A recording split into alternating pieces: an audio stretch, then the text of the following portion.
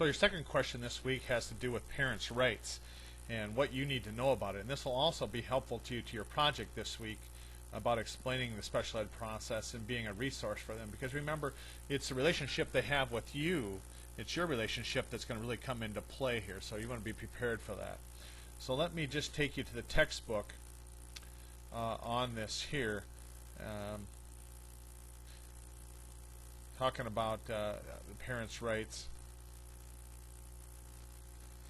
Starts down here on the bottom. An ID 97 and 2004 addressed the participation of parents and development of the child's program. Okay, it had been talked about before, but very specifically on those laws they dealt with it. It states that the local education agency, that's you, the school, the classroom teacher, the principal, or the state agency, will ensure that parents are members of any group that makes decisions about educational placement of their child. Does it say that the parents make the decisions?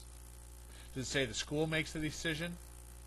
It says parents are members of any group that makes decisions.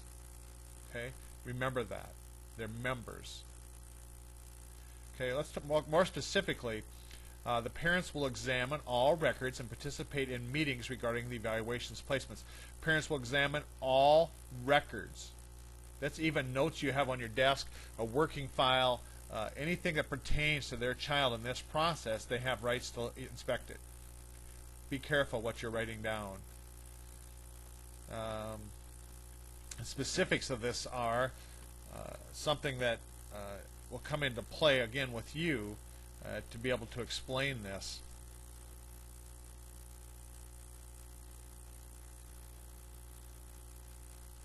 All right.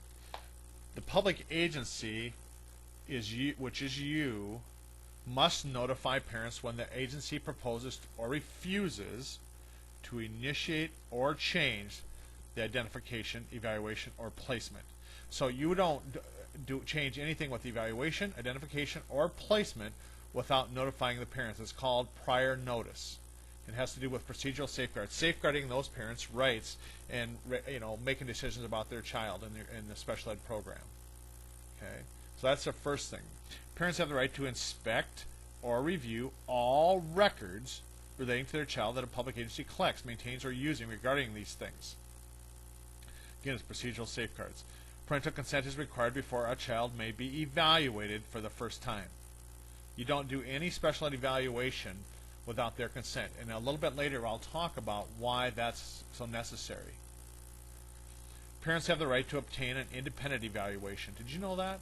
That if they don't agree with the evaluation the school does, they can get their own independent evaluation at the expense of the school. And again, why is that important? And parental consent is required for a child for their initial placement. So we do all this. You do your job, you do the referral, you do the evaluations, you determine the child, yes, does have a disability and therefore is entitled to a special ed placement. Parents don't necessarily have to sign that. If they don't sign for that initial placement, the child does not get put into special ed services. And again, I'll talk a little bit later why that comes into play, or why they wouldn't want to do that. Nonetheless, you need to be able to explain these things to a parent about the parents' rights.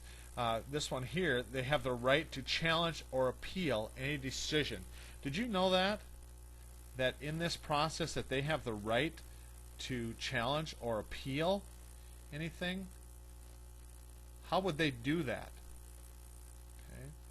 Well, you have to let them know that they have the right to due process. Down here on this one here, parents are responsible for notifying the public agency if they intend to request due process. That's their way to object, to disagree. Now often, this is a little bigger than whether it should be in your classroom in the resource room. This often comes down to kids that are more severe and profoundly disabled, but nonetheless, you need to understand and communicate to parents. This is a big point. They have the right to disagree with the identification assessment, with the placement, with the progress. They have a right to disagree. Often parents are overwhelmed and intimidated to disagree. You have to relate to them that they have the right to disagree. Now there's some other stuff here about notification, mediation. that you need to be aware of. Different things like that. But let me take you out to the South Dakota website dealing with parents' rights, and I have a link on this on the wiki site for you, so that you can see that. There it is.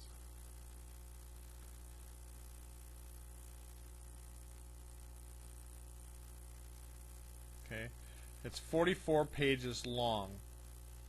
It's 44 pages long, and of course that's too big, and that's why I need to have you bring some of this to them. But here's the thing that I referred to in the assignment is, what about prior notice? What about parental consent for these things? This is what I want you to be able to communicate effectively to them. Now there's a bunch of stuff down here about their child's rights, or their, when disciplining a child with a disability.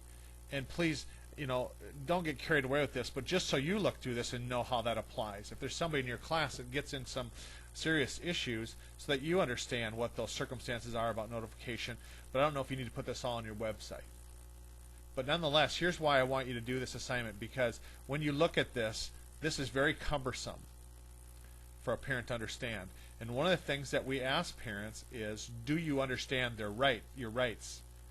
And of course they quickly say yes to make it go away, but I want you to at least be able to explain this stuff out of the textbook to them in simple language that even a child can understand. Okay? Because otherwise, if they do come upon some rough waters, not only with you but in the future, they don't have any idea about this. And that's why I want you to have this up on your website. Now in our discussion, what I'm going to ask you to do is talk about what some of these things mean. What does it mean in these parents' rights? How are you going to explain them? What is some language? Use some language in the discussion that explains some of these different rights to them, especially about the right to disagree, the right to be part of any decision-making process, anything like that. I want you to share with each other. And then, this will be interesting, is what experience you have with this. And if none, ask somebody, ask a teacher, ask somebody. You've all had some nice contacts for other things. If you're student teaching, especially, check with your teacher about this, but just see what people are saying about this and report that. And if you're a parent, report that here. What it's like, what you understand about parents' rights, and maybe how it's explained. And ask teachers, how do you explain parents' rights? And I think you'll be a little surprised at what you find.